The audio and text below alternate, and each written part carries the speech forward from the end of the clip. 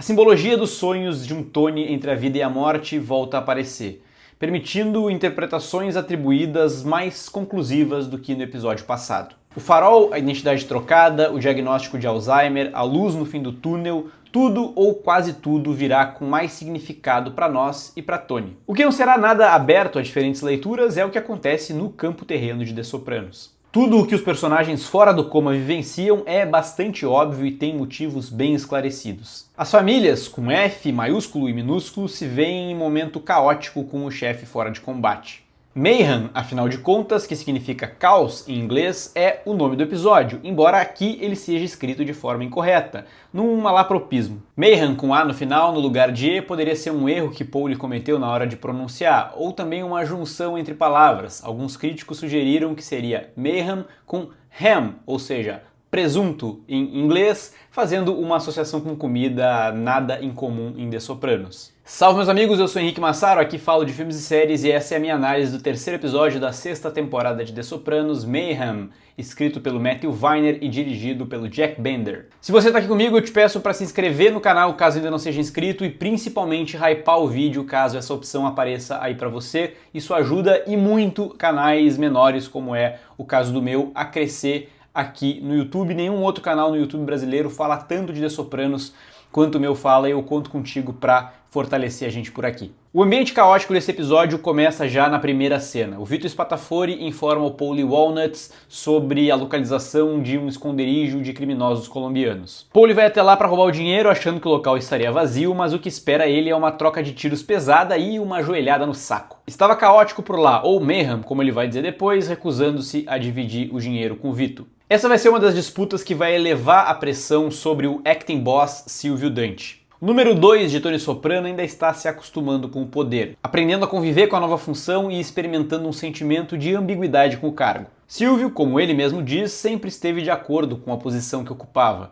Como o próprio Steve Van Zandt, que o interpreta e que sempre foi a figura por trás do frontman Bruce Springsteen, Silvio Dante convivia bem com o fato de ser um conselheiro silencioso, alguém que participa das decisões sem ser o grande responsável por todas elas. A ambiguidade do momento agora é muito bem representada por um elemento que The Sopranos costuma utilizar nesse tipo de situação: o espelho. Com sua esposa estimulando a fome pelo poder, Silvio vê seu reflexo de forma mais imponente que o de costume. Note também o cinismo do casal, principalmente de Gabriela Dante. Ela fala com o marido sobre essa situação meramente como uma oportunidade de negócios, como se aquilo tudo representasse uma chance de promoção dentro de uma empresa, uma recompensa natural pelo trabalho duro de um funcionário, ignorando o fato de que, para isso acontecer, o marido da sua melhor amiga precisa morrer. Silvio, no entanto, vai perceber bem rapidamente que a posição de acting boss é bem menos glamurosa do que parece. Sim, por um lado, seus homens o chamam de comandante e o tratam com um respeito elevado. Por outro, fica muito claro que isso tem apenas um motivo: dinheiro. Silvio, como Tony, agora é quem decide sobre os ganhos de cada um deles. E nem mesmo quando essa pressão extrapola e sai carregado por paramédicos em meio a um ataque de asma, ele é poupado. Enquanto Silvio é colocado na ambulância, Bob cobra uma resposta do chefe. Na vida real dessa gente, tudo se resume a dinheiro, e o David Chase é categórico, mostrando como toda a lealdade e respeito da máfia são uma encenação para garantir que todo mundo fique financeiramente satisfeito. Sem perceber, pelo menos até o fim do episódio, quando vê a insatisfação nos semblantes de Vito e Paulie pela melhora de Tony, Carmela é a principal vítima disso. Em público, Paulie, Vito e todos os outros demonstram a sua preocupação com a esposa de Tony lhe levando gordos envelopes de dinheiro. Gostaríamos do mesmo tratamento dos nossos fiéis companheiros se as nossas esposas estivessem nessa situação, eles dizem para ela e para Silvio. Em ambientes mais reservados, no entanto, não titubeiam em demonstrar sua insatisfação em ter que dividir o dinheiro com Carmela. Foda-se ela, Paulie chega a dizer. E Vito vai mais além ainda. De todos nesse ambiente caótico e instável da organização, com o chefe fora de combate, Vito é o único que chega a de fato articular uma espécie de golpe de estado.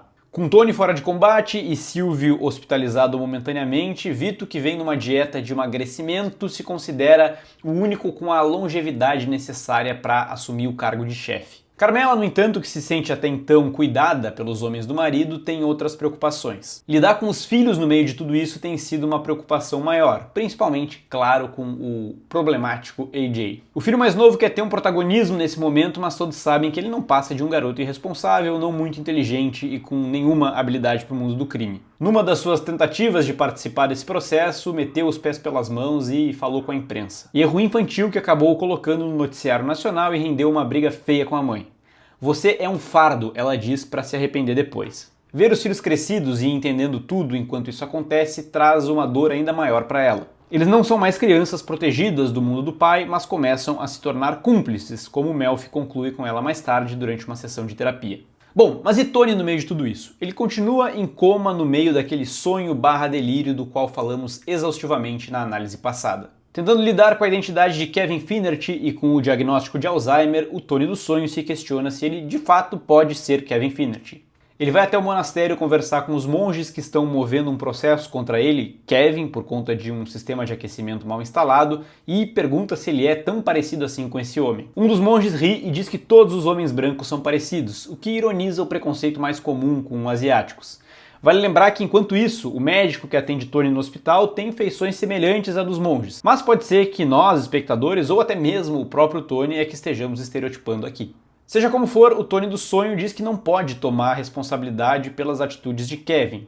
O processo, então, deve continuar, é o que lhe diz um dos monges. No fim do episódio passado, When It's Cold I'd Like to Die, ou Quando Está Frio Eu Gostaria de Morrer, do Moby, tocou naquela cena final enquanto Tony do sonho observava o farol de longe. Agora, Carmela comenta que está muito frio no quarto do marido. Enquanto isso, o Tony do sonho está novamente sentado na cama, contemplando a luz distante do farol. Ele também decide comparecer ao encontro da família Finnerty. No telefone, ele confirma o endereço do evento, que é em direção ao farol. Quando pergunta que farol é esse, não ouvimos a resposta da pessoa do outro lado da linha. Tony se dirige para a festa que fica na pousada dos Carvalhos. As árvores têm um significado bem importante em The Sopranos, como por exemplo no terceiro episódio da primeira temporada. Lembram dele? Lá atrás, no início da sua terapia, Tony cismou que enxergou uma árvore apodrecendo dentro de um celeiro em um quadro da sala de espera do consultório da Dra. Melfi, embora nada naquele quadro sugerisse isso. Agora, quando chega na pousada dos Carvalhos, ele ouve sons vindo das árvores no sentido contrário da entrada do evento. Quem está no meio do caminho, entre as árvores e a casa onde tudo acontece, é um homem sem nome, mas que é idêntico a Tony Blundetto. Ele insiste que Tony Soprano ou Kevin Finnerty lhe dê sua pasta e entre para a festa. Você precisa soltar, ele diz, mas algo prende Tony. Na porta de entrada, Tony vê a silhueta de uma mulher. Assim como ele, nós não vemos o seu rosto, mas tudo indica se tratar de Lívia Soprano. Dentro do ambiente há uma luz branca muito forte. A mesma luz do farol? Uma espécie de luz no fim do túnel? Tudo indica que Tony deve entrar, deve cruzar essa linha, deve se tornar Kevin Finnerty. Infinity, deve, portanto, atingir a infinidade. Das árvores, no entanto, ele ouve vozes de crianças chamando pelo pai. A luz fica mais forte, a voz infantil se torna a voz de Meadow e Tony abre os olhos, vendo na sua frente a filha e a esposa. O sonho acabou. Tony não cruzou a linha, não foi em direção à luz. Sobreviveu, mas isso também significa ser imediatamente arremessado de volta para o caos que tomou conta das famílias. Foi isso, aliás, que quase o levou à morte. Antes mesmo de acordar, Paulie foi visitá-lo e, apesar de Meadow ter lhe avisado para ser otimista, ele encheu tanto os ouvidos do chefe que Tony acabou tendo taquicardia. Agora, meio catatônico, mas em recuperação, é Christopher que não lhe poupa um segundo sequer. O sobrinho, nesse meio tempo, voltou com seus planos de investir no cinema. Ele obrigou o antigo companheiro de Alcoólicos Anônimos a escrever um roteiro às pressas que mistura o Massacre da Serra Elétrica com O Poderoso Chefão 2, que por sinal gera uma das cenas mais impagáveis da série, numa reunião de mafiosos opinando sobre a sétima arte, que mostra o que The Sopranos tem de melhor. Christopher conta todo o seu plano para Tony, diz que quer que o tio invista no projeto e, mais ainda, diz que acha que ele lhe deve porque contou para ele sobre o envolvimento de Adriana com o FBI. No meio dessa conversa, Christopher lê um recado que alguém deixou para Tony com um ditado Ojibwe. Às vezes eu me lamento de pena de mim mesmo e o tempo todo um grande vento me carrega pelo céu. A humildade e a convicção de que pertencemos a algo maior é a grande mensagem por trás desse ditado. Mas como Christopher e todos os outros personagens nos mostram nesse episódio, esses são valores e sentimentos que Tony não vai encontrar no mundo real. Era isso que eu tinha pra dizer hoje, como sempre, alguns extras aqui do episódio. Nesse caso eu tenho poucos, tá? Um episódio difícil de analisar, não tanto quanto o anterior, mas ainda assim bem desafiador. Um deles é com relação ao AJ, esse personagem irritante que se torna cada vez mais irritante na temporada final. Mas mais do que isso, ele se torna melancólico, assim, é meio deprimente acompanhar ele. E tem algumas referências ao Poderoso Chefão aqui. Primeiro, o fato de ele querer vingar o pai, né? Muito Michael Corleone, embora não tenha nenhuma das habilidades que o Michael mostra que tem. Mas tem uma outra também. Quando ele é confrontado ali pelo Christopher e pelo Bob, que vão falar que souberam que ele tentou comprar uma arma, eles dizem pra ele, tu não vai conseguir chegar no Júnior, ele tá sob custódia do FBI. E o AJ fala, difícil, mas não impossível. Que é uma referência direta ao Poderoso Chefão 2, mais especificamente na frase ali do Rocco Lampone, quando falam sobre o assassinato do Hyman Roth. Então, esse é um ponto interessante. A gente vê também o Vitor Spatafori, a dinâmica familiar dele casado com a Marie, que é prima do Phil Leotardo, isso é uma relação que vai vir depois à tona. E ainda sobre o Vitor, né, ele vê o Finn, que foi o único cara desse mundo todo que sabe que ele é homossexual. E o Vitor chega para visitar o Finn chega para visitar o Tony e o Vitor vai lá e tenta intimidar ele mais uma vez. Enfim, então mais uma coisa que vai vir mais pra frente. Beleza, meus amigos? Era isso que eu tinha pra dizer hoje. Espero que vocês tenham curtido o vídeo. Até o próximo e tchau.